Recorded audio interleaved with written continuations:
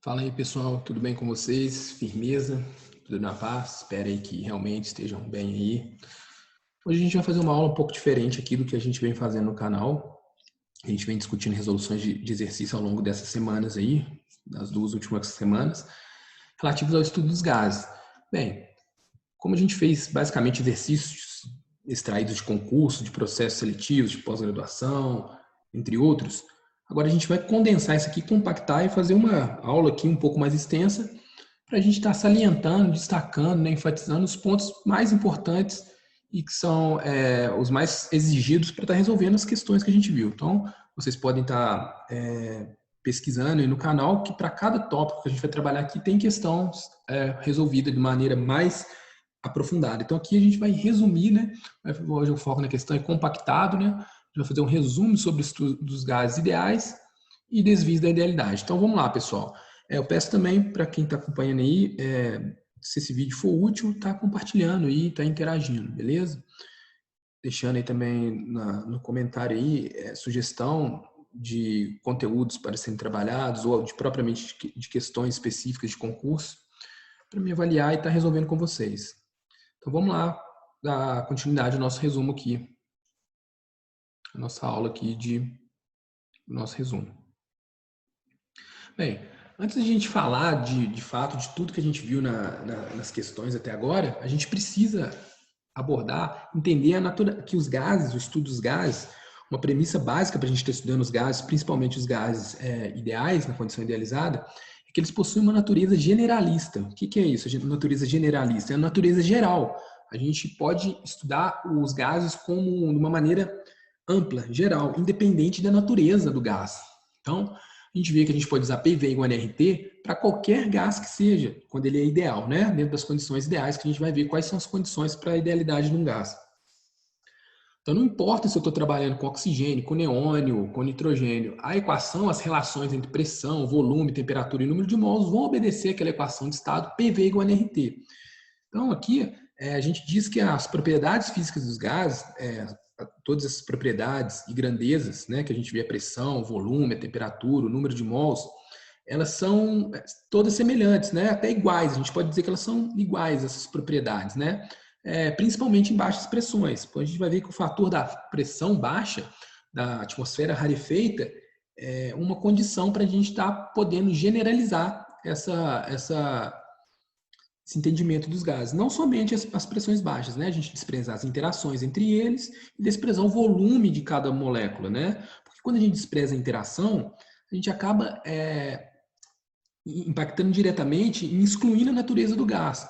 Porque, por exemplo, se eu tenho lá um gás composto, uma atmosfera composta de oxigênio molecular, O2, e tenho outro, vamos supor, água no estado gasoso, H2O. Bem, a gente sabe que as interações entre as moléculas de água são interações de ligações de hidrogênio, são bem mais fortes. E, por outro lado, de oxigênio vão ser interações fracas, né, do tipo de Van der Waals. Mas quando a gente está tratando de um gás ideal, pouco importa esse tipo de interação, porque a gente desconsidera essa interação. Então, se a gente desconsidera a interação, não importa se a molécula do gás vai ser polar, se vai ser apolar, se o tipo de interação vai ser forte ou vai ser fraca, porque aquela interação a gente despreza ela. É uma condição que a gente pode estar estabelecendo para um gás quando ele está em pressão baixa. E também o volume do gás, né? O volume do gás que eu falo, pessoal, o volume da molécula, desculpa. O volume do gás vai ser o volume que lhe é dado, o volume onde ele está disponível para ele expandir. Ele tem uma propriedade de expansibilidade, né? Se eu colocar 1 mol de gás dentro de 10 litros de um recipiente, ele vai ocupar 10 litros. Se eu colocar esse mesmo mol dentro de 1000 litros, ele vai ocupar aqueles 1000 litros. Então, pessoal, o volume também da molécula, ser desprezado, é uma coisa que descaracteriza a peculiaridade daquela molécula, porque pouco importa se eu tenho uma molécula muito pequena igual hidrogênio, ou se eu vou ter uma molécula maior, por exemplo, o bromo no estado gasoso, que vai ser bromo molecular no estado gasoso, que vai ser maior do que o hidrogênio molecular. Então não importa se é bromo ou hidrogênio, porque eu estou desprezando o volume daquela molécula, o tamanho dela. Então são esse caráter generalista dos gases é possível ser feito devido a essas condições que a gente estabelece, de pressões baixas, pressões tendendo a zero, né? Desprezar as interações intermoleculares e desprezar o volume de cada molécula. Então, por isso que a gente pode descrever as propriedades dos gases independente da natureza química. Por isso que PV igual a nRT, a gente fala que é uma equação universal dos gases. Universal no sentido de que pouco importa qual gás seja. PV igual a nRT vai valer para qualquer gás, independente da natureza. Desde que a gente esteja considerando um gás ideal. E para ser ideal, todas essas condições têm que ser satisfeitas. Então, vamos dar continuidade aqui. Uma outra característica muito importante dos gases e até intuitiva é a compressibilidade dela, que ela está relacionada também com a pressão. As moléculas de gás, pessoal, aqui eu tenho um cilindro aqui com um êmbolo e que esses pontinhos vermelhos são as moléculas de gás. Essas setinhas aqui não estão representando interações, porque não existem essas interações, mas sim o sentido, né, do movimento das moléculas, o movimento aleatório aqui, né, das moléculas. E a gente vê que tem muito espaçamento entre as moléculas. Então, esse espaçamento, pessoal, quando a gente aplica uma pressão externa, o gás consegue comprimir. Então, ele tem uma compressibilidade elevada. Assim como ele tem uma expansibilidade elevada, se eu soltar ele no vácuo, ele vai expandir, ou se eu soltar ele num volume maior do que ele está, ele vai ocupar aquele volume, a gente também pode estar comprimindo ele. Então, a gente consegue comprimir bastante um gás. A gente pode pegar um êmbolo de uma seringa e estar comprimindo o ar ali dentro, né? Então, isso é devido também a uma característica aqui física do gás, né? Do estado gasoso, ser uma das características marcantes dele é o elevado grau de aleatoriedade das moléculas, de distanciamento das moléculas.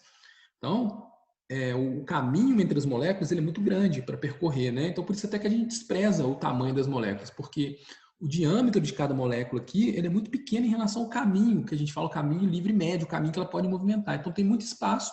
Quando a gente comprime, a gente consegue aproximar essas moléculas, né?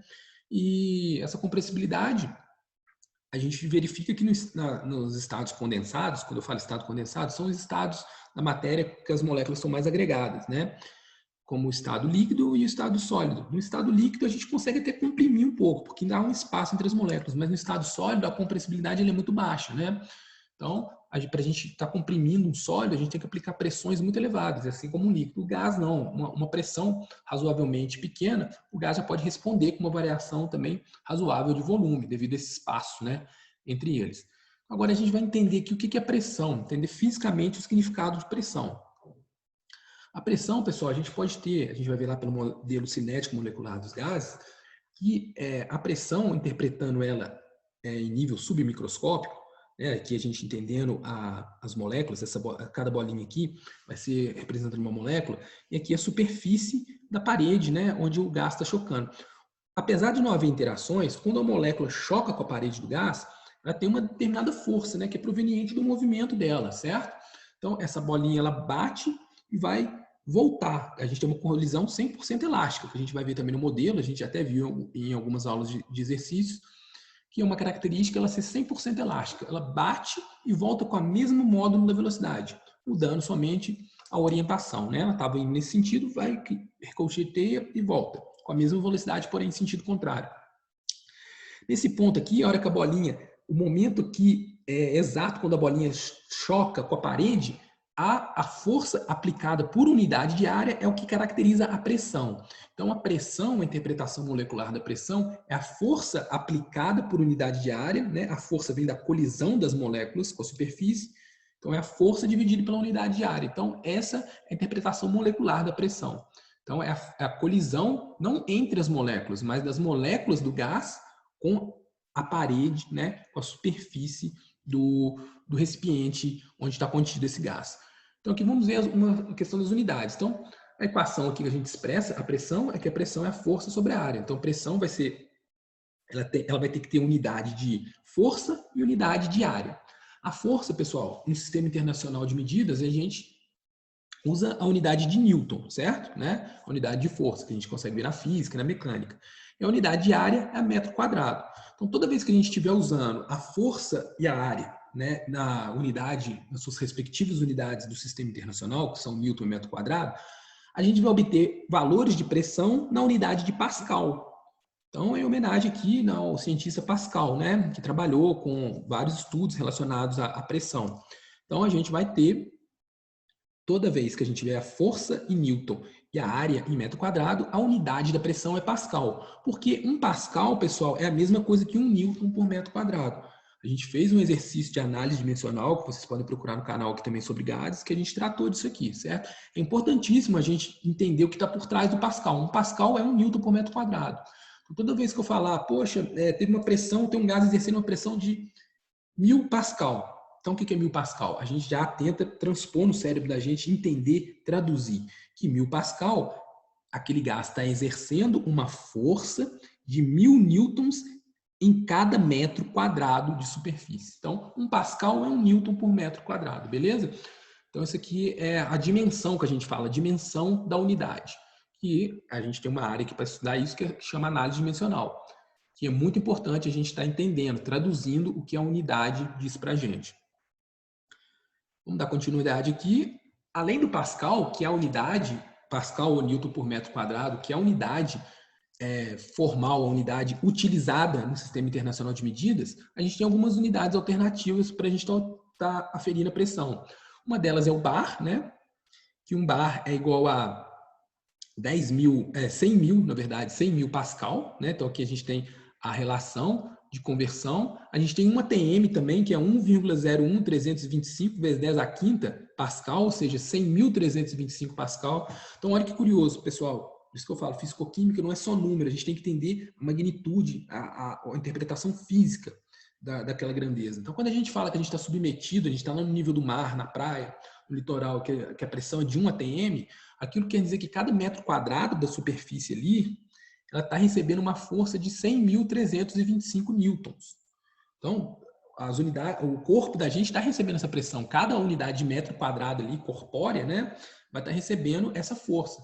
É uma força muito elevada. Eles falam, nossa, mas como é que a gente não sente? Porque os nossos órgãos sensoriais, eles respondem à pressão, né? Então a gente já está adaptado com pressões desse tamanho, que é as pressões que a gente convive, né? Que é onde a gente vive.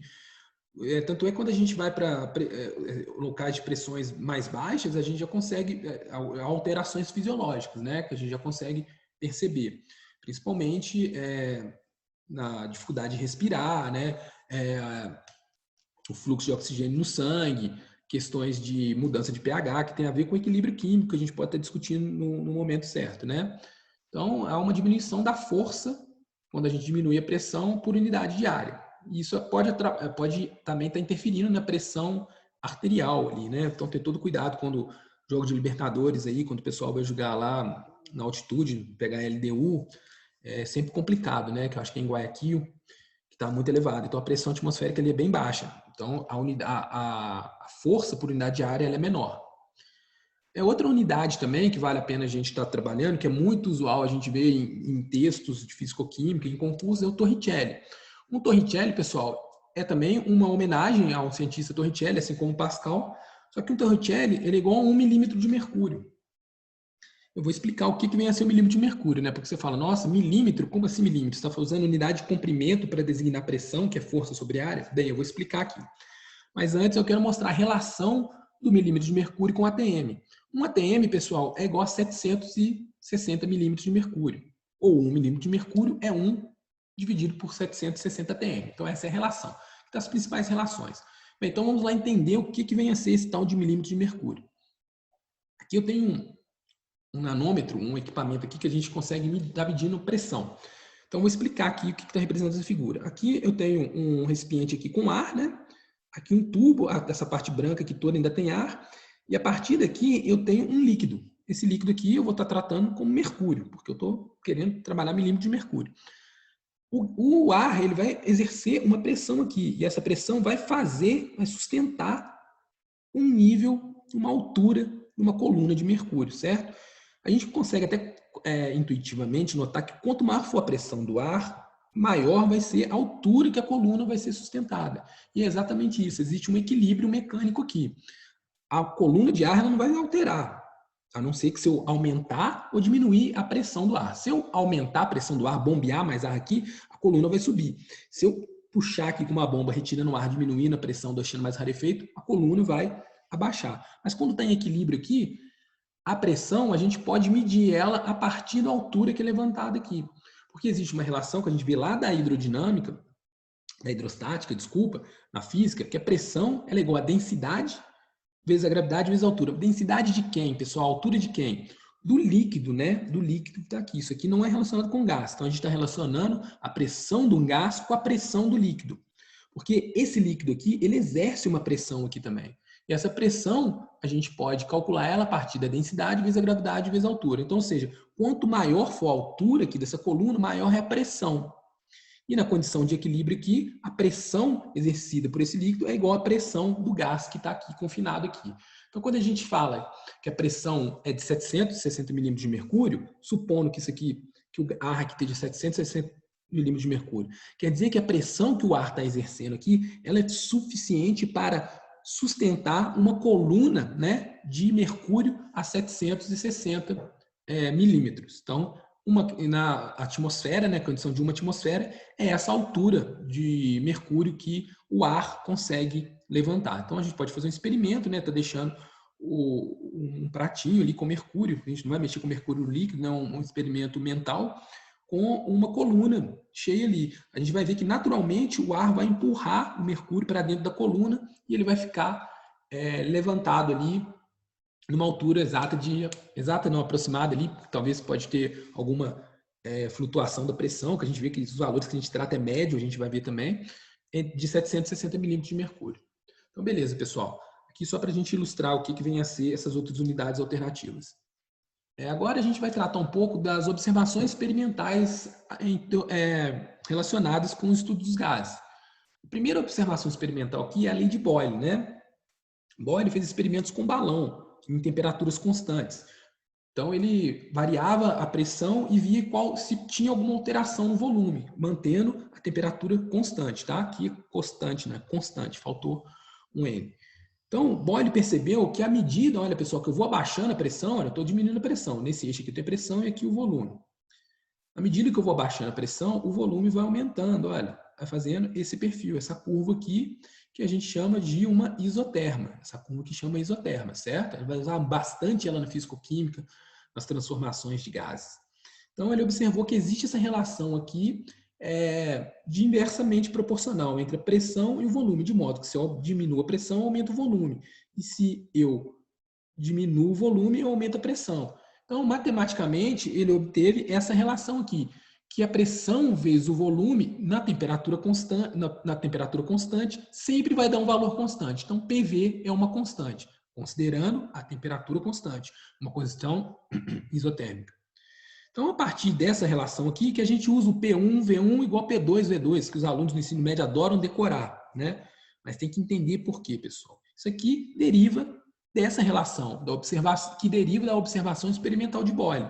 Então, se eu tenho um gás com uma pressão 1 e um volume 1, se eu passar essa pressão 1 agora, uma pressão 2, seja ela menor ou maior, o volume também vai responder. O volume não vai ser mais volume 1, vai ser um volume 2. Então, se eu aumentar a pressão, eu vou estar diminuindo o volume. Se eu diminuir a pressão, eu vou estar aumentando o volume. Então, vou ter uma relação aqui diretamente proporcional, beleza? Então, ela é estabelecida por essa relação aqui, que foi feita a partir da lei de Boyle, que veio de uma observação experimental em estudos com balões contendo gás em temperaturas constantes. A próxima observação experimental, que ajuda muito a gente tá no estudo dos gases, é a chamada lei de Charles. A lei de Charles, aqui é volume, tá? Não está aparecendo aqui. Ela, assim como a lei de Boyle faz a relação da pressão e o volume, a lei de Charles ela vai relacionar o comportamento do volume de um gás com a temperatura. Porém, agora, numa situação de pressão constante. Então, agora eu mantenho a pressão constante e estudo as variações entre volume e temperatura. Então, da mesma forma que Boyle fez o estudo com pressão e volume, Charles fez com volume e temperatura. E ele obteve uma relação aqui, ó, que respeita esse perfil de reta. Toda vez que a gente pega um gás que está com uma situação que está com pressão constante e aumenta a sua temperatura, a gente observa um aumento do volume do gás. E da mesma forma, se eu resfrio o gás, eu observo um volume diminuído, o gás fica mais confinado. Isso numa situação de pressão constante. Eu coloquei aqui, pessoal, o gráfico, né, que é proveniente das observações experimentais de Charles, e vocês percebem que eu coloquei dois gráficos. Um aqui, volume nesse eixo, volume também, e aqui a temperatura. A temperatura aqui, pessoal, ela está em duas escalas, na escala Kelvin e na escala de graus Celsius. tem diferenças no perfil do gráfico. A lei de Charles vai valer para as duas. Porém, pessoal, quando a gente usa na escala absoluta, a reta que a gente vai traçar, se a gente pegar N valores lá de volume e temperatura, variando, volume e temperatura, a gente vai plotar num gráfico, vai dar uma reta. E essa reta vai passar pela origem. Então, na lei de Charles, quando a reta passa pela origem é porque a temperatura está em Kelvin. Por outro lado, pessoal, se eu utilizar a temperatura não mais em graus na escala Kelvin, na escala absoluta, e em graus Celsius, eu não vou obter, eu vou obter uma reta também, uma reta crescente, né? Porque a relação aqui é de proporcionalidade, à medida que aumenta a temperatura, aumenta o volume, então a reta é crescente, porém ela não passa pela origem.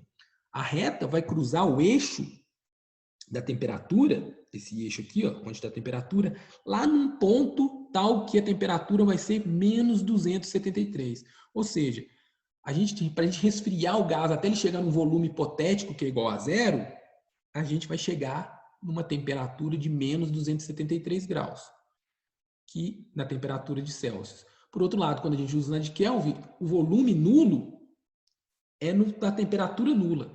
Qual que é a relação que vocês conseguem observar aqui, pessoal, esse menos 273, mais especificamente 273,15? É a temperatura do zero absoluto, né? A temperatura ali onde a gente não tem movimento mais das moléculas, daquela abstração, onde nem vai ter volume. As moléculas de um gás mesmo ideal, elas não vão ocupar volume. Então, a ideia do zero absoluto, ela pode ser obtida pela lei de Charles. Então, se a gente pegar, pessoal, um experimento com condições de pressão constante, né? E está variando o volume e a temperatura, obtendo diversos pares de volume e temperatura, e plotar uma reta, e achar essa equação da reta, que é possível, quando a gente fizer o volume igual a zero, se a gente fizer uma equação lá, volume em função da temperatura, quando a gente quiser achar a raiz dessa equação da reta, ou seja, volume igual a zero, a gente vai estar achando a temperatura correspondente que torna o volume igual a zero, né? E essa temperatura é justamente o zero absoluto. A gente pode até estar trabalhando uma questão aí depois, né, elaborando uma questão para a gente estar calculando o zero absoluto a partir da lei de Charles. Só para complementar aqui, pessoal, da mesma forma que a curva entre a pressão e o volume na lei de Boyle a gente chama de isoterma, essa curva aqui, na verdade, é uma reta, né? A gente vai chamar de isóbaras, porque iso de pressão, iso de igual, baras de barômetro, de pressão, né? Que vem de pressão, né? Por isso que a gente tem até unidade bar. Então, você vai estar relacionada à pressão.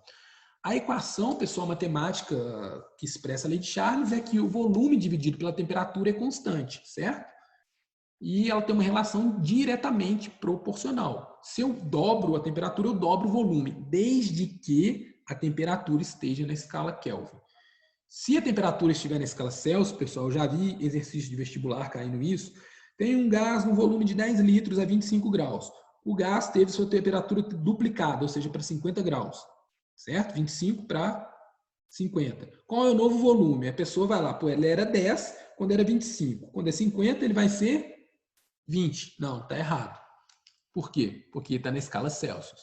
Essa relação direta de proporcionalidade, se um aumenta X, o outro aumenta X, é só quando a temperatura estiver na escala Kelvin. Então, para fazer esse exercício, você teria que passar os 25 graus para a escala Kelvin e os 50 para a escala Kelvin. Dividir os 50 mais 273 dividido por 25 mais 273. Aí sim você ia ter o mesmo aumento no volume, certo?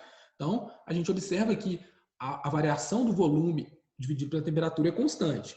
E a gente usa essa relação aqui, ó, a partir disso, né? Volume 1 dividido pela temperatura 1 é igual a volume 2 dividido pela temperatura 2. Desde que a gente esteja usando aqui a temperatura na escala Kelvin. Muito cuidado, tá?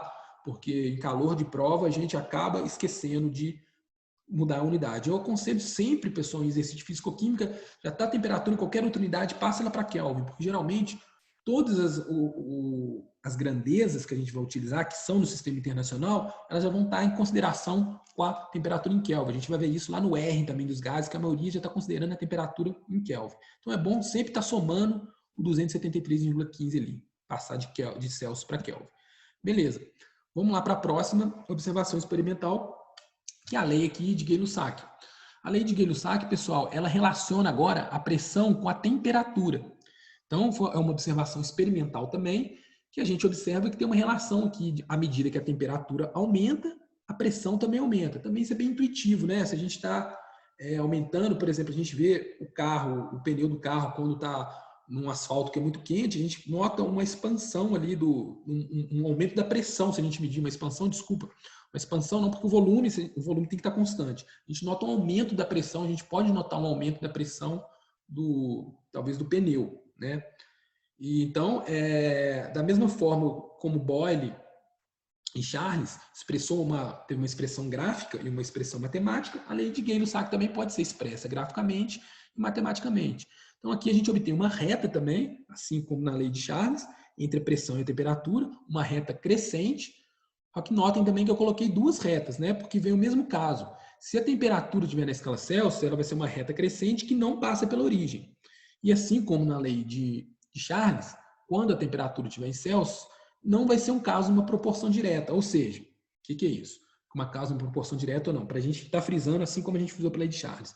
Se eu tenho lá um gás, uma pressão de 1 atm e uma temperatura de 25 graus, se eu passar esse gás para 50 graus, ou seja, duplicar a temperatura, a pressão não vai ser duplicada. Ou seja, tudo que eu faço com a temperatura, se eu aumento a temperatura, a pressão vai aumentar. Se eu diminuo a temperatura, a pressão também vai diminuir. Mas não na mesma proporção, não com o mesmo fator. Por quê?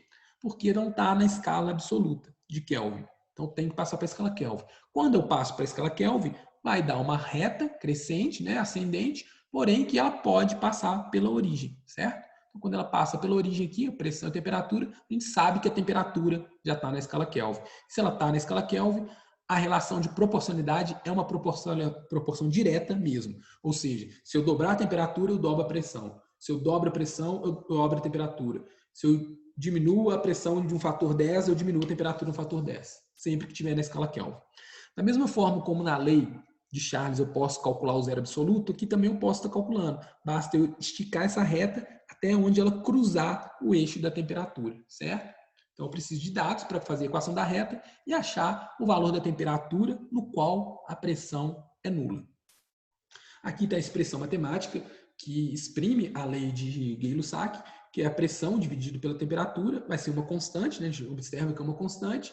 E desde que a gente esteja calculando a temperatura na escala Kelvin, a gente vai usar que pressão dividido pela temperatura, numa pressão inicial dividido pela temperatura inicial é igual a pressão final dividido pela temperatura final, né? Eu coloquei aqui P1, T1 ou P2, T2, mas pode ser inicial ou final. Isso aqui quer dizer mudança, pessoal. Isso quer dizer que numa condição isovolumétrica, aqui também, a gente está tratando uma condição isovolumétrica, assim como a lei de Boyle é numa isotérmica, uma relação isotérmica, né? Numa condição isotérmica, a lei de Charles vai ser numa condição isobárica, aqui numa condição isovolumétrica. Então, sempre, pessoal, essas três funções de estado que a gente fala, pressão, volume e temperatura, essas três leis, a gente sempre mantém uma constante e verifica como que uma varia em relação à outra, certo?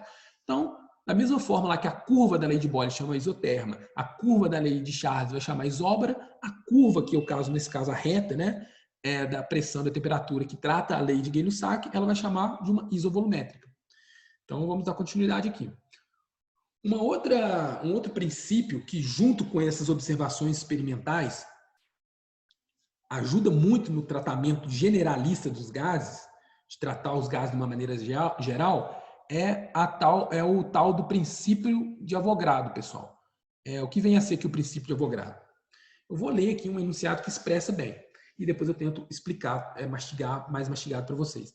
Nas mesmas condições de temperatura ou pressão, ou seja, condições isotérmicas e isobáricas, pressão e temperatura não variando, um determinado número de moléculas ocupa o mesmo volume, independente da natureza do gás. Então, eu trouxe aqui uma interpretação mais submicro aqui, acaba que ficou até um pouco pobre, né? Porque 4 moléculas, a gente pensar em 4 moléculas é muito, muito difícil, né? Muito abstrato. Mas vamos supor que a gente multiplicou aqui por 1 zilhão, né? Então, eu tenho 4 zilhões de moléculas aqui. Essas moléculas aqui, pessoal, nesse recipiente aqui eu vou ter gás carbônico, oxigênio e aqui é CH4, tá? Aqui eu vou ter metano. Beleza? Se o recipiente que contém o gás carbônico tiver na mesma temperatura e na mesma pressão, com o mesmo volume do recipiente que tem o oxigênio e do recipiente que contém o metano, ou seja, todos esses 3 recipientes estiverem na mesma pressão, na mesma temperatura, confinados no mesmo volume, Mesmo sem eu saber quem são os gases que estão aqui, eu posso afirmar categoricamente que o número de moléculas que vai estar dentro desses recipientes é o mesmo. Então, se eu tenho um recipiente A, B e C, com o mesmo volume, nas mesmas temperaturas, na mesma pressão, independente se lá dentro eu tenho do A, eu tenho argônio, xenônio, bromo molecular ou cloro, e no B eu tenho hidrogênio, e no C eu tenho hélio, independente, o número de moléculas, o número de partículas ali no estado gasoso vai ser o mesmo. Então, esse é o princípio de Avogadro. Então, dessa ideia aí, a gente vem, a ideia dessa observação, desse princípio, a gente gera a ideia de volume molar. Ou seja, um gás, um mol de um gás, na temperatura de 0 graus Celsius de 1 atm, ele vai ocupar 22, ele vai ter um volume de 22 litros. Então, esse é o volume molar nessas condições. Para cada par de temperatura e pressão, a gente vai ter um volume molar, certo? Então, pessoal, o princípio de Avogadro, não sei se ficou claro, o número de mols vai ser igual, mas se eu colocar isso aqui numa balança, as massas vão ser diferentes, né, pessoal? Por quê?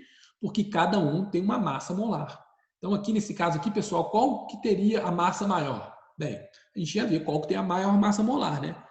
CO2 aqui, a gente ia ter 44, né, gramas por mol, carbono 2, oxigênio 16, 16 vezes 16, 32, mais 2, 44, oxigênio 16 vezes 16, 32, e metano a gente teria 12 mais 4, né, teria 16 também. Então, 12 mais 4, 16 e 32. Então, aqui, se a gente colocasse numa balança, o metano seria o que teria a menor massa, seguido do oxigênio e depois do gás carbônico, que teria maior massa. No entanto, pessoal, o número de moléculas seria o mesmo lá dentro. Então, esse é um princípio muito útil que, junto com as leis de Boyle, Charles e Gay-Lussac, vai nos ajudar a gerar, a propor a equação universal e mais generalista dos gases. Se a gente combinar todas aquelas leis, a gente vai observar que a pressão vezes o volume vai ser igual a uma constante vezes o número de mols vezes a temperatura. Essa relação aqui, pessoal, ela é a forma compactada, a forma condensada da lei de Charles, da lei de Boyle e da lei de Gay-Lussac. A gente pode ver aqui que a gente consegue ver a lei de Charles aqui, a lei de Boyle e a lei de Gay-Lussac. Vamos testar aqui só para a gente ver a lei de Boyle, que a lei de Boyle está aqui, né? A lei de Boyle diz a relação da pressão e do volume na temperatura constante. Então, se eu considerar que a temperatura é constante, esse termo aqui não varia. Então, vai ficar uma constante vezes um número de mols também que é constante, que eu não estou tirando, nem retirando, nem colocando gás. Então, vai ficar uma constante vezes uma constante vezes uma constante. Então, 3 constantes multiplicadas dá uma constante. Então, PV realmente é uma constante. Vou voltar aqui. Então, eu vi da lei de Boyle. Então, eu posso fazer a mesma coisa para a lei de Charles e para a lei de Gay-Lussac, tá, pessoal? Vamos testar aqui a relação aqui do volume com a temperatura, né? Em condições isobáricas, da qual trata a lei de Charles. Então, se a pressão é constante, esse termo aqui é constante. Então, eu quero ver qual que é a relação do volume com a temperatura. Bem, basta eu passar a temperatura para cá, vai ficar volume dividido pela temperatura, igual a uma constante vezes o número de mols dividido pela pressão, que também é constante. Então, eu vou ter que V sobre T é uma constante também, porque ela vai ser, V sobre T vai ser uma constante vezes o número de mols, dividido pela pressão também, que é constante. E a gente pode fazer isso também para de Gay-Lussac. E assim também para o princípio de Avogadro. Então, a partir dessa equação aqui, pessoal, a gente gera uma expressão muito útil também, que a gente usa para o estudo dos gases, que é quando a gente vai variar as 3 funções de estados aqui de pressão, volume e temperatura. Então, a gente tem que P1, V1 sobre T1 é igual a P2, V2 sobre T2. Isso aqui nada mais é do que uma igualdade dessa equação aqui, quando o gás está mudando, alterando algumas de suas funções de estado, porém não estamos tirando nem colocando gás. Por isso que o N aqui ele não aparece na equação, porque ele está implícito aqui e está aqui, então eu corto. E essa equação também, pessoal, essa constante aqui, quem que é essa constante? Essa constante de proporcionalidade, ou seja, que orquestra todas as variações de pressão, volume e temperatura, que ingessa, que liga todas elas, que liga essas 4 funções de estado, é o R, a constante dos gases. Então, essa equação aqui, olha que bonito isso, ela é uma forma de expressar indiretamente, de maneira condensada, a lei de Charles, a lei de Boyle, a lei de Gay-Lussac e o princípio de Avogadro. Eles estão todos dentro dessa equação. e a partir dela a gente pode fazer um estudo generalista de qualquer gás, desde que estejamos tratando o gás numa condição ideal, ou seja, considerando o volume da molécula nulo e as interações intermoleculares nulas também, e pressões baixas. Então, essa aqui é uma equação que a gente usa ela, e a gente vai ver que ela é uma lei dos gases, né? E é uma lei limite, ou seja, ela funciona bem, ela é universal, desde que as considerações da idealidade sejam respeitadas. E vamos ver aqui quais são essas condições. Antes disso, a gente vai falar da constante, um pouco das constantes dos gases, que é o R. Apesar dela ter essa designação, pessoal, ser tratada como constante dos gases, porque é ela que aparece quando a gente vai relacionar pressão, volume, temperatura e número de mols, é o valor de R que a gente obtém, ela não vai aparecer só em equações do estado gasoso, não. Ela vai aparecer muito recorrentemente em equações do estado condensado, ou seja, em equações em que o sistema vai estar no estado sólido e no estado líquido. Um exemplo vai ser a equação de energia livre de Gibbs, que a gente vai ver, variação de energia livre de Gibbs de uma reação, que vai ser ΔG, igual a ΔG padrão, mais RT, ln de Q, né, do quociente das massas. A gente vai utilizar o R também em alguns estudos na equação de Arrhenius, que a gente vai ter também, na equação cinética de Arrhenius, que o R aparece lá no expoente, certo? Em equações de condutividade no estado sólido. Então, R, aí você pergunta, nossa, mas ele é constante dos gases, por que não aparece no estado sólido, no estado líquido, em soluções aquosas? Bem, pessoal, porque apesar dela aparecer na constante dos gases, é onde ela ficou mais conhecida, mais tratada, ela guarda em suas unidades uma grandeza que aparece em tudo, que é a energia. A gente vê aqui, ó, os valores de R. Vamos trabalhar um pouco, tentar discutir um pouco a análise dimensional. A gente sabe que PV é igual a NRT. Se a gente isola o R, a gente vai ter que R é igual a PV sobre NT. Certo, pessoal? Então, a gente espera que no denominador da unidade de R sempre vai aparecer aqui mol, Kelvin, né? Ó, mol, Kelvin, mol, Kelvin, mol, Kelvin, mol, Kelvin, todos aqui, exceto esse que a quantidade de matéria está expressa em quilo. Tudo bem, uma maneira também. Essa aqui é muito pouco usual. E no numerador, a gente espera também, tem que aparecer a unidade aqui de pressão e de volume, certo? Então, a gente vê aqui, ó, nesse caso aqui, pressão, volume, pressão, volume, pressão, volume. Mas aqui, nessa linha aqui, a gente não vê, a gente vê uma unidade de energia no numerador. Por quê, pessoal? Porque quando a gente multiplica as unidades de pressão vezes volume, a gente vai obter uma unidade de energia.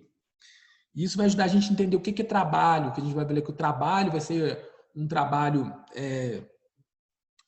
contra uma expansão externa, uma pressão externa constante, ele vai ser um trabalho igual a pressão externa vezes a variação do volume. E trabalho é dado em joule. A gente já fez uma questão aqui, eu recomendo você estar procurando, que a gente mostra a análise dimensional aqui do R. Por que aparece o joule na grandeza de R, na unidade de R? É porque pressão não é Newton por metro quadrado e volume no SI não é metro cúbico. Então, eu vou estar multiplicando Newton por metro quadrado vezes metro cúbico. Então, eu posso cortar metro cúbico com metro quadrado, vai dar metro. Então, vai ficar Newton vezes metro. E, pessoal, Newton vezes metro é joule, certo? Newton vezes metro é joule.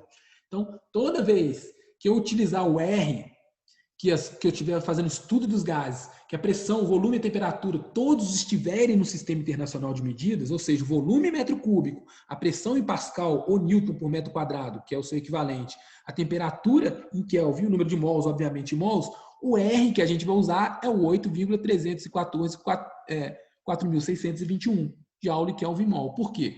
Se eu estou usando a pressão em Newton por metro quadrado e o volume em metro cúbico, a multiplicação dos dois vai gerar joule, por isso que aparece joule aqui. E essa análise dimensional, onde aparece joule, ela nos ajuda a entender por que a constante dos gases vai aparecer em outras expressões que não são no estado gasoso. Por quê? Várias expressões, pessoais, vão estar ligando, várias grandezas têm essa dimensão, joule, Kelvin, mol, certo? A gente pode ver lá no estudo que a gente vai ver de entropia, que a entropia vai ter uma unidade semelhante. E a entropia está ligada com níveis de energia, de distribuição de energia, de estados de aleatoriedade. E a aleatoriedade de energia, pessoal, distribuição de níveis de energia, ela não é tratada somente no estudo do gases, obviamente. Que a distribuição de energia, os níveis de distribuição, os microestados que tratam a entropia estatística, que a gente vai ver que é uma área linda, é muito empolgante, ela é tratada no estado sólido, no líquido, no estado gasoso. Então, essa unidade de Joule, Kelvin-mol, vai aparecer em outras grandezas. E, como tal, ela é equivalente à constante dos gases. Então, esse numerador de Joule aqui nos ajuda muito a entender por que ela não aparece. Mas isso vai ser uma conversa mais específica para quando a gente estiver tratando propriamente disso, né? No conteúdo de entropia.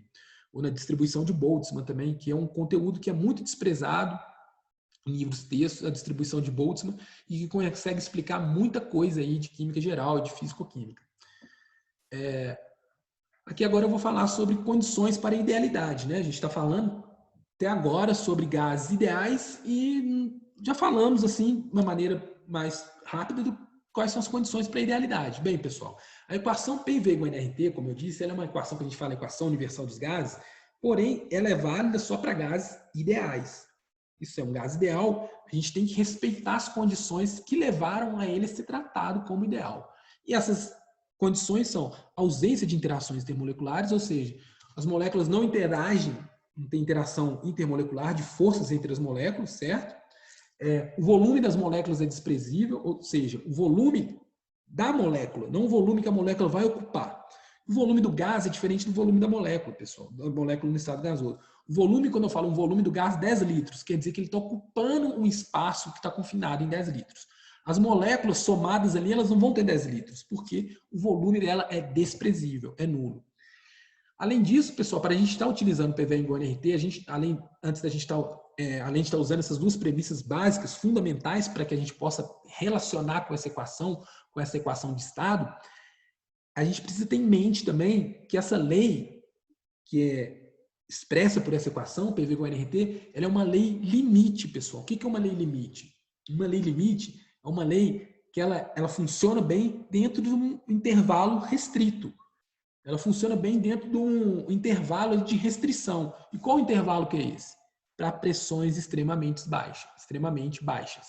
Se eu estiver tratando estudo de gases, de formação de gases, em crostas muito inferiores ali da crosta terrestre, onde a pressão é muito grande, eu não posso tratar o estudo dele com PV igual a nRT. Por quê? Porque aquela condição de pressão extrema que ele está submetida, ela sai do limite que eu proponho para a expressão dos gases ideais. Ela está fora daquele limite que é de pressão baixa. Então, em pressões muito rarefeitas, de pressões perto de zero, PV igual a nRT funciona muito bem. A gente vê que essa equação ela começa a não se relacionar muito bem, essas quatro grandezas, quando eu vou aumentando as pressões, como eu vou ver aqui posteriormente, nos desvios da idealidade. Antes de eu mostrar como que a fuga da idealidade vai acontecer em pressões maiores, eu vou mostrar um outro parâmetro aqui que é muito utilizado para a gente estar discutindo se o gás está desviando ou não da idealidade, ou seja, se a gente vai ter que considerar o volume das moléculas, considerar as interações, ou se a pressão é muito alta ali onde a gente está trabalhando com gás. Um fator muito simples que a gente usa aqui, a gente chama fator de compressibilidade, que é expresso pela letra Z. O Z, pessoal, o fator de compressibilidade, nada mais é do que a razão entre o volume real, ou seja, o volume que o gás, quando ele é tratado numa condição realística, dividido por o volume do gás ideal, ou seja, quando ele é tratado com PV igual a nRT. Se houver distinção entre os dois volumes, a gente vê que o gás está fugindo da idealidade. Toda vez que o Z for diferente de 1, o gás deixa de ser ideal. Por quê? O volume real é diferente do volume ideal. Na situação idealizada, se eu estou calculando um volume do gás, lá, PV igual a nRT, e acho o volume igual a 10 litros, e vejo realmente que o volume lá é 10 litros, o gás é ideal, ele não fugiu da idealidade. Agora, se eu calculei lá, PV igual a nRT, achei o volume do gás igual a 20 litros, e vi que o volume do gás está 18, eu vi que o gás está tendo um volume menor do que era ser esperado pela equação que trata do gás ideal. Então, o gás não pode ser considerado ideal, porque o volume que eu observei dele está diferente do volume calculado pela equação, né, que modela o gás ideal. Então, se está diferente da equação que modela o gás ideal, ele não é mais um gás ideal. Então, o Z, para condições fora da idealidade, o Z vai ter que ser diferente de 1. Ele vai poder ser maior ou menor que 1, certo? Então aqui, pessoal, eu vou tentar chegar numa equação de estado, igual PV igual NRT também, só que agora levando em consideração essa fuga da idealidade. Eu só vou isolar essa equação 1 aqui. Ó. Eu vou extrair, vou passar para o lado de cá o volume ideal e vou passar para o lado de cá o Z. Então, só para mim não ter que ficar escrevendo real e ideal, eu vou chamar o volume ideal de VI e o volume real de VR. Então, eu passei volume ideal para esse lado, certo? O volume ideal veio para cá e o Z veio para o lado de baixo. Então, eu tenho que volume ideal é igual ao volume real dividido por Z. Então, isso aqui nada mais é uma maneira congruente de estar expressando essa equação. É a mesma coisa, né? Só que agora eu só troquei os lados aqui. A gente sabe também, pessoal, que da equação dos gases ideais, PV igual a NRT. Então, V é igual a NRT sobre P. Mas quem que é o V da equação de PV igual a NRT? É o V ideal, não o V real. Por quê? Porque PV igual a NRT é somente para gases ideais. Então, V ideal é igual a NRT sobre P, né? Que vem de PV igual a NRT. Agora, pessoal, se eu substituir a equação 2, ou seja, onde tem volume ideal, eu colocar volume real dividido por Z, eu vou obter essa equação aqui, ó. PV real é igual a Z NRT. Então, veja bem, pessoal, essa aqui é uma equação de estado para um gás ideal, real, desculpa, que está fugindo, né, da idealidade, com V. Essa equação aqui, ela contém a equação dos gases, ela é um modelo ajustado na equação dos gases ideais, só que ela leva um desvio da idealidade, né? Condições ali que o gás já não está se comportando como mais ideal, talvez porque está submetido a pressão muito grande. Aqui, se a gente considerar o Z igual a 1, o que é Z igual a 1, pessoal? Volume real igual ao volume ideal. Ou seja, o gás é ideal. Se o Z for igual a 1, esse termo aqui fica 1 e a gente volta a ter PV igual a NRT. Então, casa direitinho com essa ideia aqui. Então, essa aqui é uma outra equação de estado em que eu posso relacionar as variáveis pressão, volume, temperatura e número de mols, porém agora com um fator de compressibilidade. Então, eu posso modelar uma equação dos gases se eu tiver o fator de compressibilidade daquele gás. Aqui, pessoal, eu vou mostrar aqui para vocês como que o Z, o fator de compressibilidade, ele varia com a pressão. Aqui eu tenho um gráfico aqui, onde nesse eixo eu tenho PV sobre NRT. Esse V aqui, pessoal, não é o V ideal, é o V real. Por quê? Vamos lá. A gente sabe que PV real é igual a Z NRT, que foi da equação que eu extraí aqui, ó, certo? O V aqui agora é real. Na equação dos gases, PV é igual a NRT. O V é o ideal. Na equação dos gases reais aqui, considerando o Z, PV, o V real, igual a Z NRT. Beleza? Então, nesse eixo aqui eu tenho Z e nesse eixo eu tenho a pressão. Mas você fala, poxa, professor, mas aqui eu não estou vendo Z, eu estou vendo PV sobre NRT. Mas PV sobre NRT, pessoal, é a mesma coisa que Z. Porque a gente não viu que P vezes volume real é igual a Z NRT? Então, Z vai ser igual ao quê? Z vai ser igual, eu não escrevi aqui, Z vai ser igual, se eu isolar o Z aqui, PV, igual está aqui, dividido por NRT. Só que esse V é o volume real. Então, esse aqui apareceu até num concurso, numa prova que a gente fez aqui do ENAD, isso joga a gente no buraco, para enganar você. Esse eixo aqui, na verdade, é o Z. Você tem que bater o olho e falar que quando a gente vê um gráfico de desvio da idealidade, esse eixo aqui, a gente já vai ver o Z, porque PV sobre NRT é Z. E aqui está a pressão. Então, a gente vai ver que em pressões, olha a lei do limite valendo aqui, pressões muito baixas, olha aqui perto, aqui, ó, pressões tendendo a zero, nesse eixo aqui, na pressão tendendo a zero, olha para onde tende o Z. O Z vai para 1, olha. Toda vez que eu estou caminhando com a pressão para cá, independente qual seja o gás, olha, eu tenho 4 curvas aqui. Uma para o nitrogênio, que é essa azul, mais escura, para o hidrogênio, que é essa mais lilás, para o oxigênio, que é essa amarelada, e para o CO2, que é essa verde claro. Então, a gente vê que todos esses 4 gases, eles se comportam de maneira muito parecida quando a pressão é zero. Olha, quando a pressão está tendendo a zero, o Z é igual a 1. O que quer dizer Z é igual a 1, pessoal?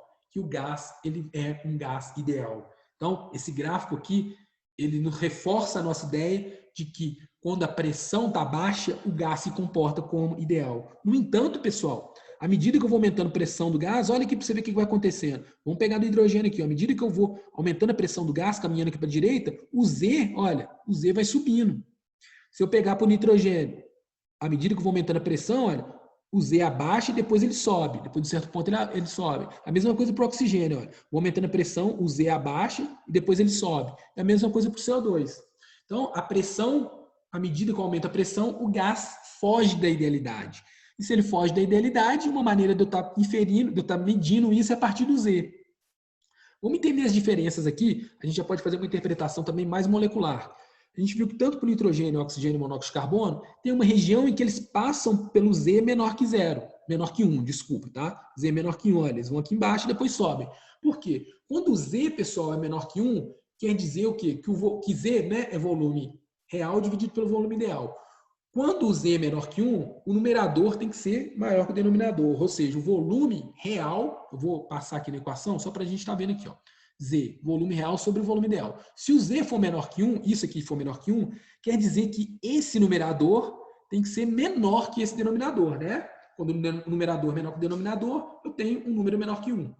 Então, ou seja, o volume real é menor que o volume ideal. E quando que isso acontece? Quando o gás comprime, ou seja, quando as forças, as interações que agora devem ser consideradas, porque o gás não é mais ideal, ele está desviando da idealidade, as forças predominantes são atrativas, ou seja, as moléculas vão estar atraindo uma outra de modo que o gás vai comprimir, ou seja, ele vai ter um volume menor do que era esperado se ele fosse tratado com PV igual a NRT. Então, se ele tem um volume menor, ele está mais compacto, né, devido às atrações, então o Z fica menor que 1.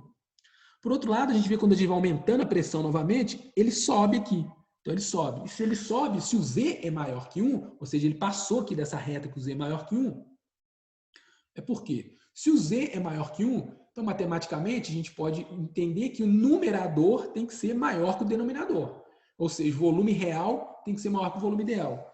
Em que ocasião que isso ocorre? Quando as forças, né, em uma interpretação molecular de interação, as forças repulsivas vão ser predominantes, ou seja, as moléculas de gás naquela determinada pressão vão estar se repelindo, de modo que o gás vai ter um volume maior do que ele teria se fosse tratado com PV igual a NRT, ou seja, do volume ideal. Então, se as forças repulsivas forem predominantes, o Z é maior que 1. Se as forças atrativas forem predominantes, Z é menor que 1. Quando o Z é igual a 1, não existe força nem atrativa nem repulsiva, porque o gás é ideal. Se o gás é ideal, não tem interação.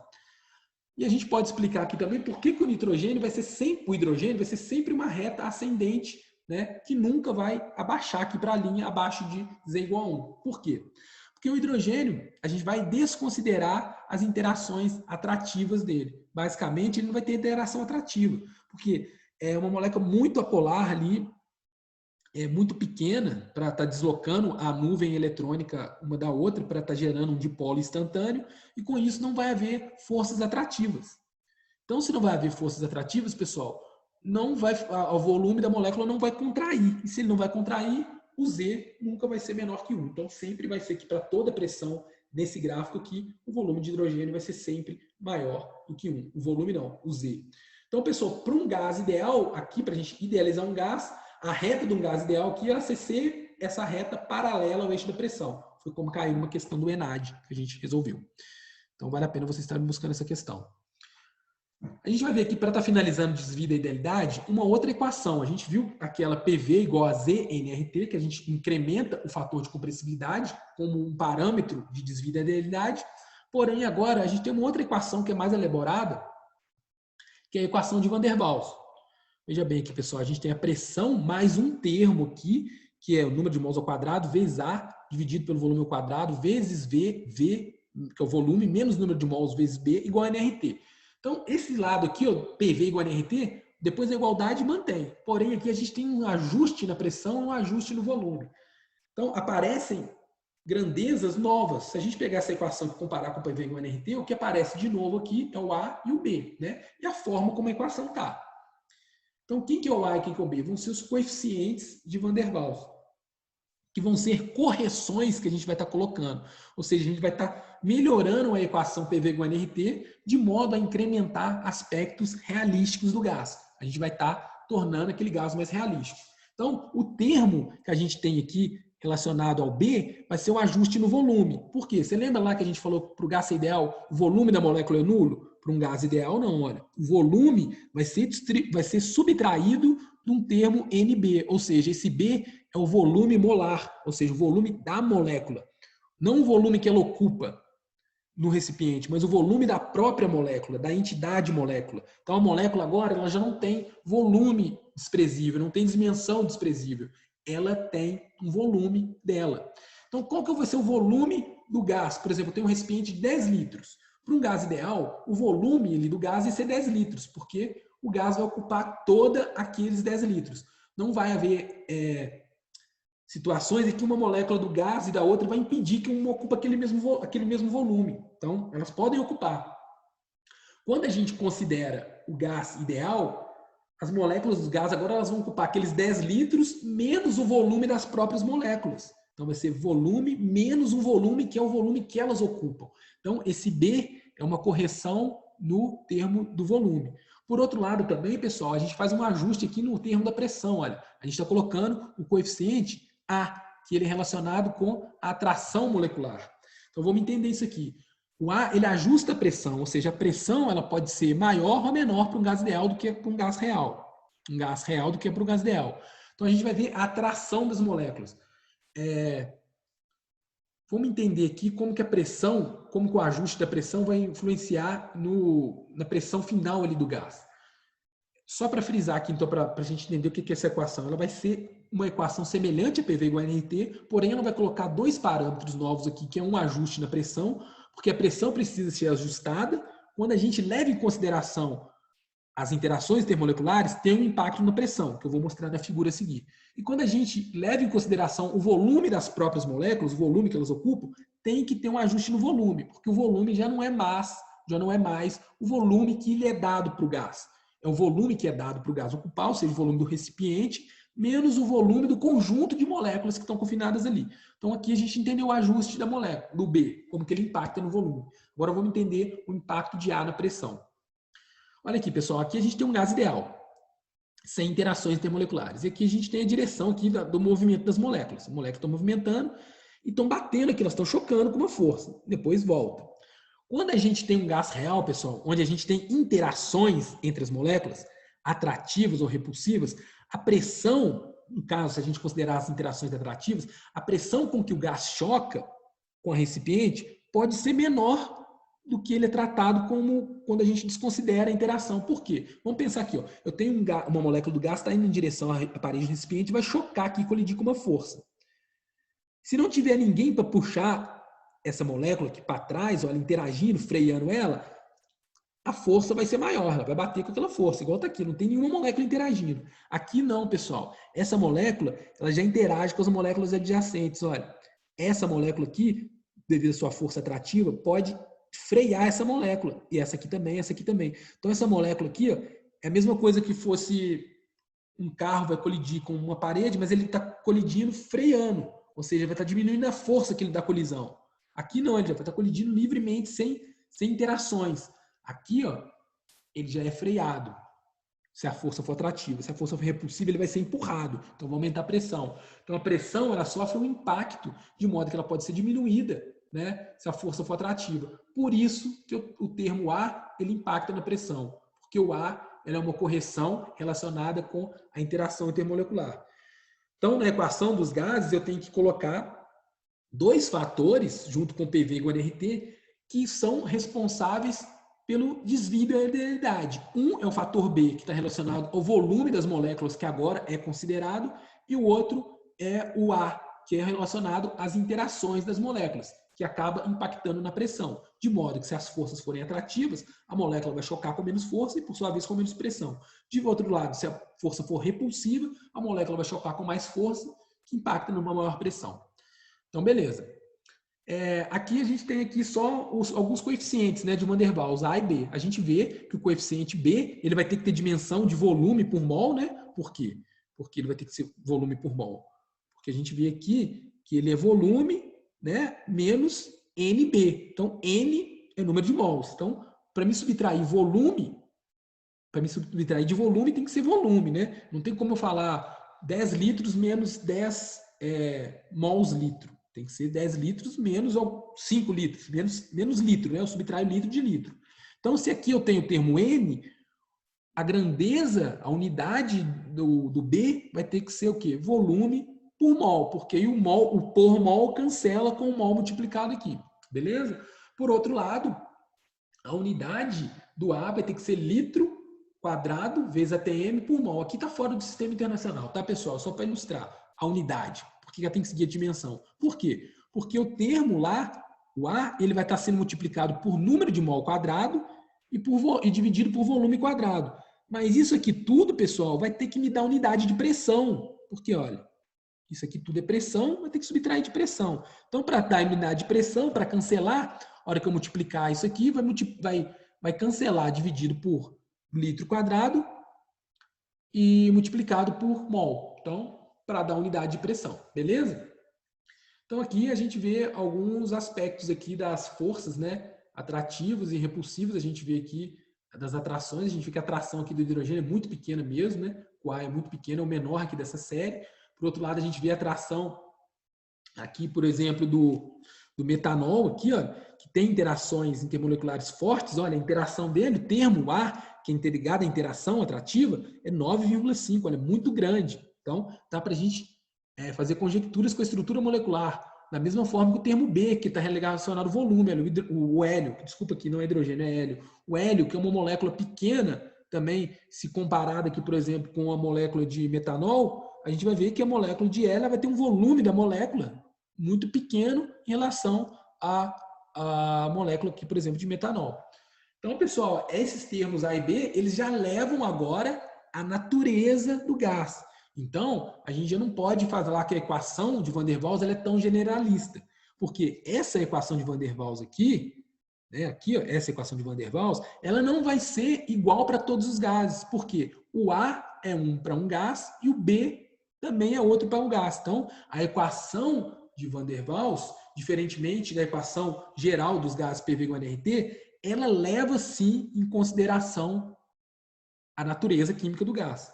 Então, eu não posso tratar da mesma maneira essa equação aqui, tratar para o hélio e para o metanol ou para o CO2. Não, eu tenho que levar em consideração peculiaridades de cada molécula, que são relacionadas às suas forças atrativas e aos seus volumes moleculares. Beleza, pessoal? Para dar continuidade aqui, para ir casando com o que a gente fez nos exercícios, a gente vai finalizar aqui também com os aspectos das teorias cinéticas dos gases, que está ligado ao movimento dos gases, né? A gente falou de pressão, temperatura, volume, número de mols, mas a gente está falando da velocidade, que os gases ele movimentam com uma certa velocidade, uma velocidade até elevada. E a gente tem dois conceitos aqui, que é a difusão e a efusão. Eu trouxe essa figura aqui para a gente diferenciar o que é difusão e efusão. Importa no final que as duas são regidas pela lei de Gram, mas antes vamos entender o que é difusão e o que é efusão.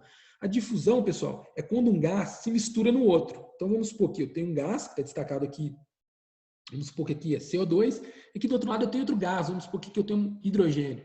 A hora que eu separo, que eu tiro essa divisória, eles vão se misturar aleatoriamente um no outro, né? Então aqui, o azul aqui que eu destaquei e o outro que está invisível aqui, vão se misturar numa determinada velocidade, eles vão se misturar com uma velocidade. Essa velocidade é a velocidade de difusão. Por exemplo, quando alguém acende um cigarro, aquela fumaça ali, as moléculas que estão em estado gasoso, lembrando que a fumaça ali não tem que ela tem partículas também, a gente pode entendê-la como uma dispersão, né? Até coloidal, dependendo. As moléculas vão estar espalhando naquela sala ou no ar, então elas estão se difundindo com uma velocidade.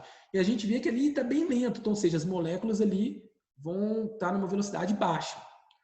Por exemplo, também, quando é soltado, alguém, por exemplo, libera um gás cloro num canto de uma sala, aquele gás verde, ele vai espalhando. Então, a gente pode ver que ele vai ter uma determinada velocidade de efusão. Um balão, por exemplo, a gente tem balão, a gente enche um balão com hidrogênio e um balão com hélio, por exemplo. A gente vê, ou então com o próprio ar, a gente vê que com o tempo o balão vai esvaziando. Por quê? Porque o ar está difundindo, o ar, nesse caso agora vai ser efusão, pessoal, desculpa, do balão. O caso do cigarro e do cloro, tudo bem, é difusão. Aqui agora, outro exemplo, eu me confundi. É um exemplo de efusão. Nós vamos entender o que é efusão. A efusão é quando um gás escapa do compartimento que ele está para outro compartimento ou para o vácuo a partir de um orifício. Então é somente um orifício. Aí nesse caso aqui entra o balão. Por exemplo, eu tenho um balão que está cheio. A gente vê que com o passar do tempo o balão murcha. Por quê? Porque as moléculas estão efundindo, ou seja, estão saindo por um pequeno orifício. Acaba que aquele balão vai ter um orifíciozinho ali onde a gente dá um nó, que as moléculas vão saindo com uma certa velocidade. E demora até dias, né? Então, é uma velocidade mais lenta. Então, isso também é fusão. E a gente pode perceber que a velocidade de difusão e de efusão, ela depende da natureza do gás. Vai depender se é CO2, se é hidrogênio. E essa dependência da natureza do gás é o que trata a lei de Gram. A lei de Gram fala que a velocidade de difusão e de efusão de um gás, é indiretamente proporcional. Aqui, desculpa, pessoal, não é indiretamente não, ela é diretamente, tá? Ela é diretamente proporcional, ou seja, ela aumenta à medida que a raiz quadrada de 1 sobre a massa molar também aumenta. Então, se a raiz quadrada disso aqui é alto, a velocidade também é alta. E quando que a raiz quadrada de 1 sobre massa molar vai ser alta? Quando a massa molar for pequena. Então, vamos lá. Gases com massa molares pequenas, ou seja, denominador pequeno, vai gerar 1 sobre alguma coisa pequena, vai dar uma coisa grande. E a raiz também vai ser grande. Então, o número de raiz vai ser grande. Então, a velocidade vai ser grande. Então, moléculas pequenas têm uma velocidade de difusão e efusão maior. Então, vamos comparar aqui, vamos pensar uma molécula pequena que eu falo com massa pequena. Vamos supor hidrogênio aqui, 2 gramas por mol. O hidrogênio vai difundir com uma velocidade aqui. Se ao invés de eu colocasse hidrogênio aqui, eu colocasse oxigênio, que tem uma massa molar de 32, a velocidade de efusão ia ser menor. É a mesma coisa da efusão. Por exemplo, se eu encho um balão com hélio e o outro com hidrogênio, o mesmo volume, na mesma pressão, na mesma temperatura, a gente vai ver que o balão de hidrogênio ele vai murchar mais. Ou seja, depois de um dia a gente vai ver que tem menos moléculas de hidrogênio lá dentro. A gente vai notar pelo murchamento dele, porque ele está mais flácido. Por quê? Porque as moléculas de hidrogênio, por terem a massa molar menor que a do hélio, elas têm a velocidade de efusão maior. Então elas migraram para o lado de fora, ali pelo orifício do balão, com uma velocidade maior. Então a gente vai ver que o balão de hélio vai ficar cheio por mais tempo. Então a relação da velocidade de um gás com o outro, a gente pode obter a expressão de uma com a outra se a gente souber a massa molar. Então, a velocidade de um gás dividido pela velocidade do outro vai ser igual à raiz da massa molar de 2, do gás 2 sobre o gás 1. Vale a pena vocês pesquisarem aqui no canal, que tem um exercício também relacionado com isso, também extraído do concurso. Para finalizar, pessoal, a gente vai tratar aqui do modelo cinético dos gases. Ainda tem mais 3 slides. A aula realmente ficou um pouco grande, mas está compactando tudo que a gente viu. O modelo cinético dos gases vai colocar aspectos de velocidade, né? A gente vai tratar da velocidade, do movimento dos gases. E tem alguns postulados que devem ser respeitados para a gente estar tratando esse modelo que vai gerar uma equação que a gente pode calcular a velocidade média de um gás em função do número da temperatura e da massa molar. O primeiro postulado aqui dos 3 mais importantes, existem outros, é que o diâmetro das moléculas é desprezível. Então a gente já viu isso, né? Que o diâmetro é desprezível. Então, a molécula ela vai ter raio pequeno, a gente tem tamanho pequeno, então a gente despreza o tamanho dela. Outra coisa que a gente propõe no modelo cinético é que as colisões são 100% elásticas. O que quer dizer isso, pessoal? Quando uma molécula bate na parede do recipiente com uma velocidade, ela volta com a mesma velocidade, ou seja, a quantidade de movimento, ou o momento linear, que é o produto da massa vezes velocidade, ele se preserva, ele é constante. Então, ela é 100% elástica, né? É como se a parede aqui fosse um elástico. Ela bateu e voltou com a mesma velocidade. Não há dissipação de energia. É uma idealização também. As moléculas não interagem, ou seja, também segue a ideia das moléculas não ter interação entre elas, exceto durante as colisões. Quando uma molécula bate numa outra, tem uma interação, né? Está havendo troca de força ali. Então, tem uma interação. Então, essa aqui também tem uma questão que a gente fez teórica sobre o concurso, que a gente pode também estar pesquisando, vocês estarem explorando aí no canal. De acordo com essas premissas do modelo cinético molecular dos gases e com equações da mecânica clássica, construídas junto com aquelas premissas dos gases, considerando o volume desprezível, interação desprezível, considerando a pressão como a força que a molécula colide por unidade de área, a gente consegue chegar numa velocidade aqui, uma velocidade que a gente falou estatística, mais certo probabilística, que eu vou mostrar por que usou esse termo, uma velocidade média das moléculas. Então, pessoal, eu consigo calcular a velocidade média das moléculas de um gás. Ela vai ser igual a raiz de 3RT sobre M. E a gente vê que aqui ela contempla a lei de Gram, né? Que a velocidade está diretamente proporcional à raiz da massa, que trata a lei de Gram. Porém, agora ela levou em consideração não só a massa molar, mas também a temperatura está aparecendo aqui. Então, se eu tenho uma amostra de um gás e eu sei a massa molar dele, a temperatura que ele se encontra, eu consigo calcular a velocidade que as moléculas estão se movimentando ali. A velocidade média estatística. Por que velocidade média? Bem, vamos tentar pensar aqui. Eu tenho aqui, estou na sala aqui, vamos supor que vamos supor um gás dentro de um recipiente de 10 litros, certo? Numa temperatura de 25 graus. eu consigo calcular a velocidade dele. Basta eu multiplicar aqui a velocidade do sistema internacional, tá? Basta eu multiplicar 3 vezes R, que é 8,314, vezes a temperatura, que é 298, né? Eu coloquei 25 graus, 20 graus, por exemplo. 25, né? 298. Dividido pela massa molar. Vamos supor que o gás que eu estou tratando é hidrogênio. Então, 2. Se eu fizer essa conta toda e extrair a raiz quadrada, eu vou obter a velocidade média dos gases. Então, fica como exercício aí para vocês. Tentem ver, considerando que onde vocês estão, a atmosfera é basicamente nitrogênio. Tenta calcular a velocidade de nitrogênio, média das moléculas de nitrogênio no ambiente que vocês estão. Então, basta julgar essa expressão aqui. Colocar 3 vezes a constante dos gases, 8,314 do SI, vezes a temperatura onde vocês estão, a temperatura que o ambiente onde vocês estão, dividido pela massa molecular do gás de interesse, que é o nitrogênio. Então, dividido por 28. Extrai a raiz disso, você vai achar a velocidade das moléculas em metros por segundo. A gente vai ver que é um número muito elevado, né? Mas, pessoal, essa é a velocidade média. Vocês acham que, por exemplo, eu estou aqui nessa sala, onde eu estou gravando a aula. Vamos supor que uma molécula que eu vou chutar, tá? Numa velocidade aqui de 200 metros por segundo. Chutando, tá, pessoal? Não sei exatamente, em função da temperatura que está aqui. Vocês acham que todas as moléculas de nitrogênio vão estar com a mesma velocidade? Bem, a amostra é muito grande, né? Eu posso ter mais de 1 mol de nitrogênio aqui. Então, tem zilhões, da ordem de 10 a 23 moléculas. Você acha que todas vão estar com a mesma velocidade? Não. Probabilisticamente, isso é impossível. Algumas vão estar com velocidades maiores, outras menores. Na média estatística, elas vão estar com uma velocidade que é dada por essa equação. Porém, quando a gente quer calcular um modelo mais probabilístico, a gente consegue distribuir as velocidades em faixas. É o que trata aqui a distribuição de velocidade de Boltzmann. Então, vamos pegar um exemplo aqui. Nesse gráfico aqui, eu tenho nitrogênio, certo? Estou considerando nitrogênio em diversas temperaturas. Olha, 100 Kelvin, 200, 300, 500, 700 e 1000. E cada uma representada por essas curvas vermelhas. Nesse eixo, eu tenho uma fração de moléculas, à medida que vai aumentando aqui. E aqui eu tenho a velocidade das moléculas. Vamos pegar e interpretar para essa curva aqui primeiro, na temperatura de 100. Vamos fazer um estudo dela aqui, olha. Então, eu vejo que eu tenho muitas moléculas, olha aqui, muitas moléculas numa temperatura aqui, nessa temperatura correspondente aqui. Porém, pessoal, eu tenho muito poucas moléculas com velocidade, nessa temperatura não, desculpa, porque a temperatura é essa aqui, né, de 100 Kelvin. Então, estou considerando essa reta, essa curva aqui isotérmica. Eu tenho muitas moléculas aqui, ó, com essa velocidade entre 100 e 500 aqui. Vamos supor aqui 250. Também eu tenho outras moléculas, tem poucas moléculas com 500. Olha, com 500 a região está aqui, ó, essa fração de moléculas, né, que cruza aqui. Tem poucas com 500. E tem poucas também perto aqui de zero. Tem muito poucas. Então, as moléculas elas estão entre essa faixa aqui de 0 e 500, basicamente que 0 até 530. 550 talvez aqui. À medida que eu vou aumentando a temperatura, essa curva vai ficando mais achatada. Olha. Se eu passo para 200, agora eu já tenho mais moléculas lá com maior velocidade. Olha, já aparecem mais moléculas com maior velocidade.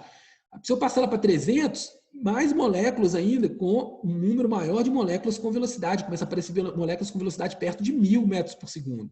Vamos supor, agora eu peguei a 1000 Kelvin, olha como é que ela fica muito achatada, como se fosse uma curva gaussiana, normal, né? Eu tenho muito mais moléculas agora com velocidade até 1500.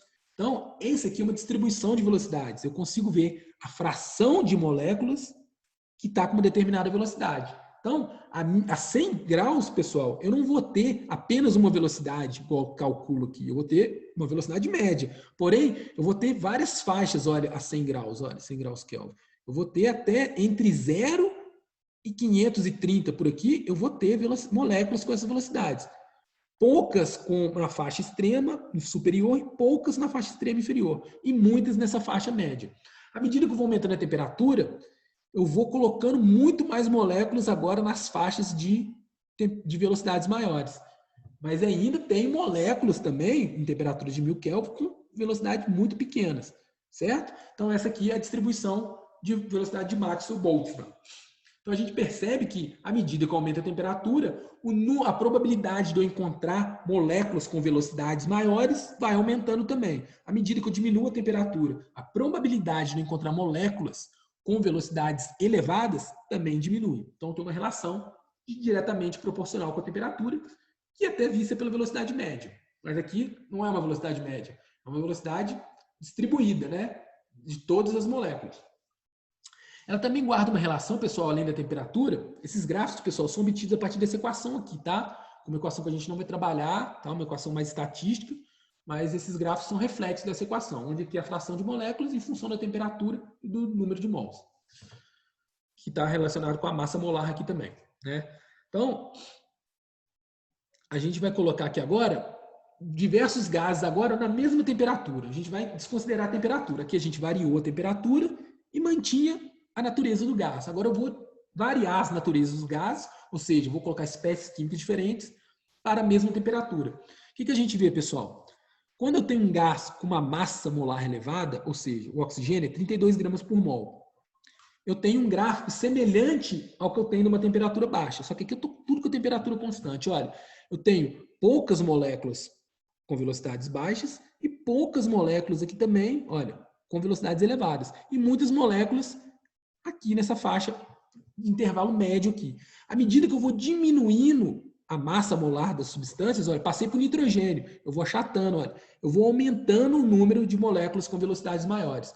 Até que eu chegar no hidrogênio, que é o que tem menor, olha, menor massa molar. Então, à medida que a massa molar também diminui, a probabilidade de encontrar moléculas com velocidades muito elevadas também aumenta. Olha, porque eu tenho muito mais moléculas aqui com velocidades elevadas do que eu tenho aqui no oxigênio. Com o oxigênio, nas mesmas temperaturas em relação ao do hidrogênio, eu praticamente não tenho moléculas com velocidades altas. Então, se eu for medir a velocidade das moléculas aqui onde eu estou, de nitrogênio e hidrogênio, na temperatura que eu estou, a probabilidade de eu encontrar uma molécula com velocidade muito grande vai ser maior de ser uma molécula de hidrogênio do que uma molécula de oxigênio, porque a relação aqui ela está direta com a massa molar, de modo que quanto menor a massa molar, maior vai ser a velocidade das moléculas. Certo, pessoal? E está de acordo aqui com a interpretação das velocidades médias também e até com a lei de Gram. Então, pessoal, a aula ficou bem grande, né? Assim, bem longa, mas ela resume de maneira compacta, né? Basicamente tudo que a gente vê aí de gases, né? Ficou faltando um pouco das pressões parciais, mas que vocês podem estar sustentando lá com os exercícios. Então é isso que eu tinha para falar com vocês nessa aula. Nós vamos dar continuidade depois, acredito, com resolução de exercícios agora de ligações químicas, que é o próximo tópico, eu já devo estar começando a gravar nos próximos vídeos. Fazer muitos exercícios de concurso, né? De diversas bancas, sobre ligações químicas e depois fazer um aulão desse também. Peço que vocês estar contribuindo, interagindo, dando um like, se inscrevendo no canal e todo esse algoritmo dos canais de YouTube, né? Colocando, ativando a notificação para estar recebendo vídeos novos. Então é isso, pessoal. Até a próxima aí. Fiquem na paz. Abraço.